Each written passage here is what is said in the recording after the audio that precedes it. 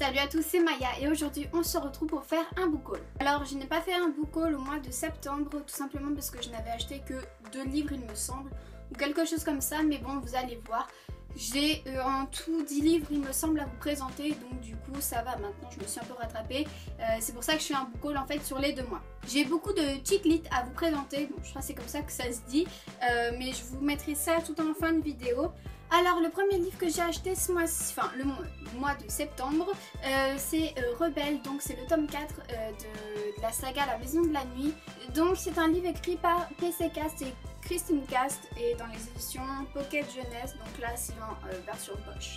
J'avais pas adoré le tome 3, mais j'avais vraiment envie de continuer dans l'univers des vampires, dans le monde de Zoé en fait. J'avais envie de revoir Zoé en fait tout simplement, et c'est ma lecture en cours, donc comme vous pouvez le voir.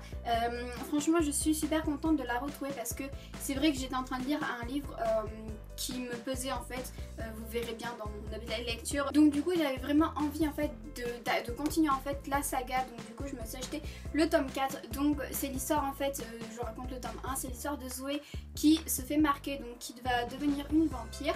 Et donc elle intègre la maison de la nuit, donc c'est la maison pour les vampires. Donc là-bas en fait le jour et la nuit sont inversés, donc c'est la nuit qu'ils ont leur cours et le jour en fait ils dorment, donc un peu comme des hiboux ou comme les vampires quoi tout simplement. Donc voilà, sauf que il va se passer beaucoup de choses, il va y avoir des méchants en fait. C'est un peu tout le but, et franchement je crois qu'il y a au moins 10 ou 11 tomes, je sais pas, mais c'est une saga immense. J'espère en fait que les tomes ils s'améliorent au fil du temps quoi, parce que c'est vrai que le premier je l'avais beaucoup aimé, le deuxième ça allait, le troisième c'était un peu moins, mais celui-là ça remonte un peu, donc du coup j'espère vraiment que les autres seront meilleurs. Ensuite donc, étant une très grande fan de la série, je me suis procuré le premier tome donc de Reign. Je pense qu'il y a plusieurs tomes, enfin je sais pas du tout en fait ce qui va se passer. Donc c'est en fait le livre adapté de la série, donc ça veut dire qu'ils ont fait la série, ensuite ils ont fait le livre. Voilà. Donc oui en fait je suis fan de la série. Juste j'ai peur en fait que ce soit un peu plus centré sur l'histoire d'amour et un peu moins sur l'histoire en fait, parce que moi j'ai acheté ce livre parce que en fait j'avais envie d'avoir un peu plus d'informations en fait sur le roi en fait et la reine dont il est question dans ce livre. Avoir aussi un peu plus de renseignements sur l'époque du XVIe siècle, parce que en fait c'est les rois, les reines et tout, c'est des choses qui me passionnent, et donc du coup voilà, j'aimerais vraiment en savoir un peu plus. Donc en fait c'est l'histoire de Mary Stuart qui est reine d'Écosse, qui arrive en France pour se marier avec le prince François II, voilà c'est ça, François II. Bon elle a 15 ans mais dans la série elle fait pas du tout 15 ans, mais voilà en gros il va se passer des choses, un triangle amoureux notamment, donc voilà en gros, moi il m'en faut pas plus, on parle de roi, de reine, de l'époque, j'ai vu la série, il y a des beaux garçons, donc voilà. Donc en fait c'est Reign, donc la prophétie, je pense que c'est le tome 1 mais je ne suis pas sûre, et donc c'est écrit par Lily Blake. Et donc c'est dans les éditions Hachette Roman. Ensuite donc j'ai vu le film The Longest Ride, Chemin croisé en français, et j'ai vu que c'était tiré d'un livre de Nicholas Sparks, qui est notamment l'auteur du Notebook, et qui est aussi un film maintenant, parce que j'ai l'impression en fait que tous ces livres sont adaptés en film, c'est fou. Et donc en français il coûte hyper cher parce qu'il n'est plus réédité, ou je sais pas ce qui se passe en fait avec ces livres. En anglais je suis pas hyper forte en anglais, même si c'est sa plume naturelle, enfin originale plutôt. Du coup en fait je l'ai commandé en espagnol, il m'a coûté à peine 7 € en fait. Donc du coup c'était cool, je l'ai pas acheté hyper cher, puis comme je fais des études en fait d'espagnol, du coup je vais m'y reconnaître un peu plus. Donc en fait ce livre ça va être une histoire dans une autre histoire, parce que on va avoir 2 personnages et encore 2 autres personnages. Donc d'abord on a Luc et Sophia qui vivent dans notre époque, donc c'est-à-dire au-delà des années 2000 je pense. Qui vont en fait, ils se connaissent pas au début, puis ensuite ils développent une relation. Et en fait Luc lui c'est un gars qui fait du rodéo, et Sophia elle a fait des études, elle peint je crois ou quelque chose comme ça, je me rappelle plus, mais elle est un peu dans l'art. Ils vont se connaître en fait, et en fait lors dans une virée en voiture, ils vont voir en fait un monsieur qui a eu un accident. Donc du coup en fait ils vont aller voir le monsieur tout simplement, ils vont l'amener à l'hôpital.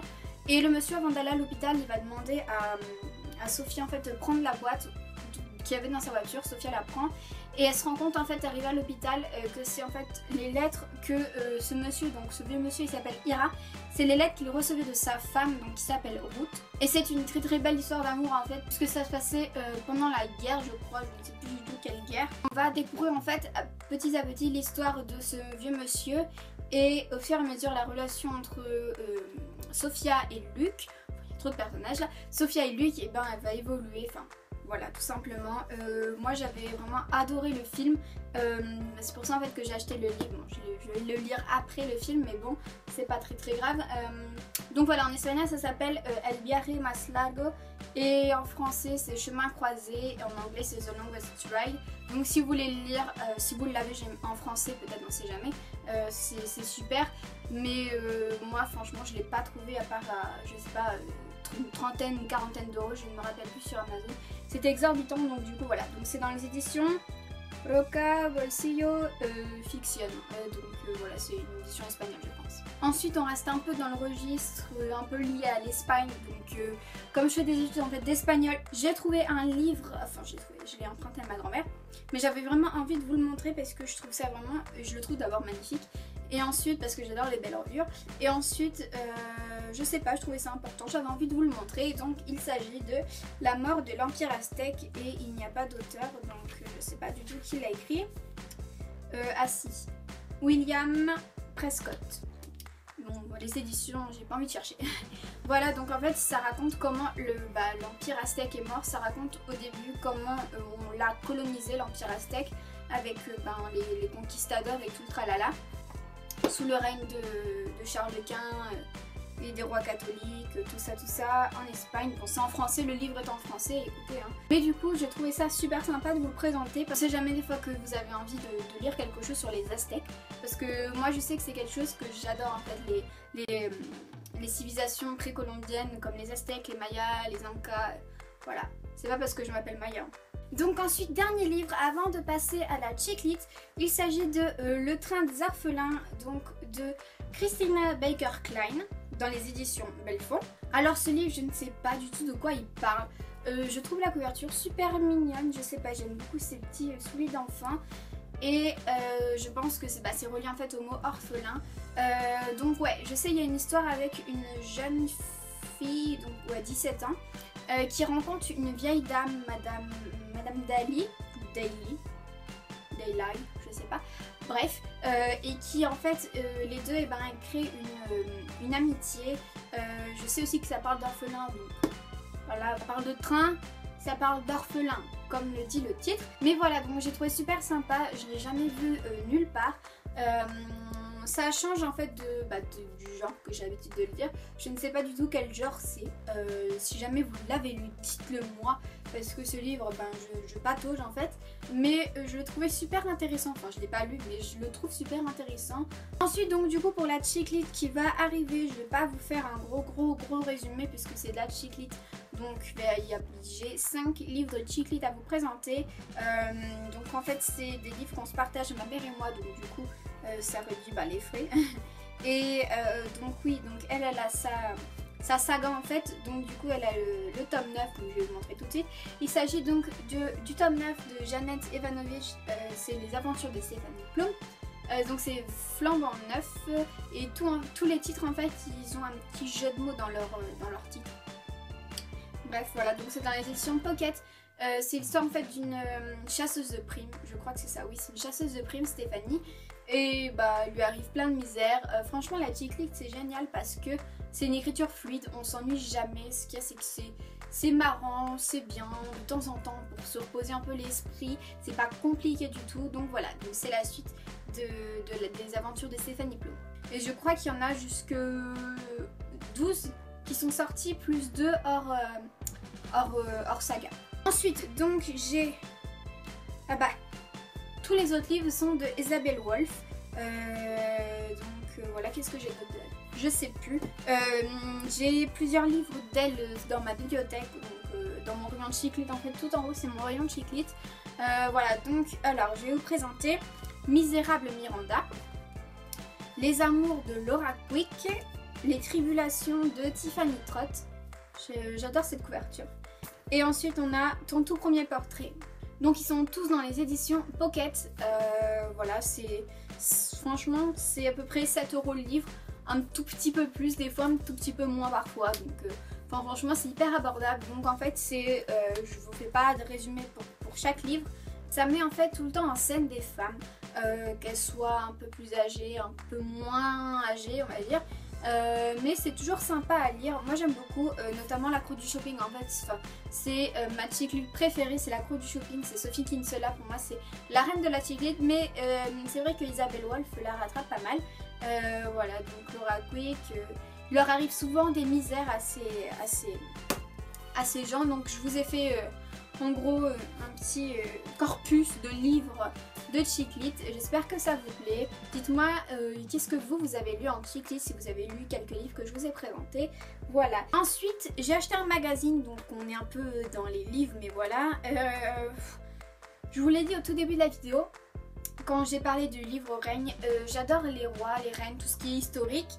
Et quand j'ai vu ce magazine, j'avais vraiment envie de sauter le pas. Il n'y a pas de date, mais en gros c'est le numéro 7 et c'est Secret d'Histoire. Donc c'est avec Louis XIV et Louis XIV en fait c'est mon roi préféré, si on peut dire. J'aime aussi beaucoup François Ier, mais Louis XIV, le château de Versailles, tout ça c'est dans mon cœur et je suis super excitée à l'idée que il va y avoir une série qui va sortir là au mois de novembre, je sais plus quand, mi-novembre je crois, avec genre je sais plus quoi, c'est le gars qui fait Athelstan dans Vikings et moi je suis là, je suis toute excitée, j'attends avec impatience le premier épisode. En plus c'est une série produite par Canal+.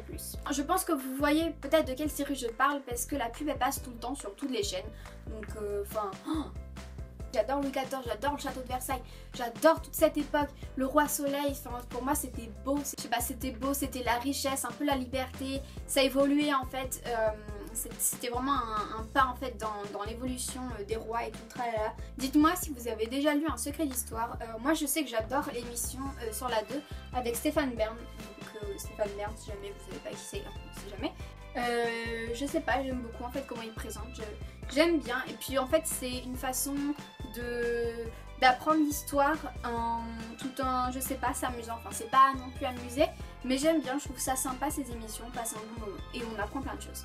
Voilà, donc ce book haul est maintenant terminé, j'espère qu'il n'est pas trop long, je pense que si. Je pense pas en fait que au mois de novembre je vais avoir beaucoup de livres à vous présenter, mais plus au mois de décembre, donc ça se trouve novembre je vais le regrouper avec décembre encore comme j'ai fait, parce que novembre je vais peut-être en acheter 2 ou 3, donc je vais pas faire une vidéo spéciale pour 3 livres. Non, donc c'est pour ça en fait que j'ai regroupé le mois de septembre avec le mois de octobre. Voilà, tout simplement. Donc je vous fais de gros bisous et je vous dis à la prochaine, bye bye.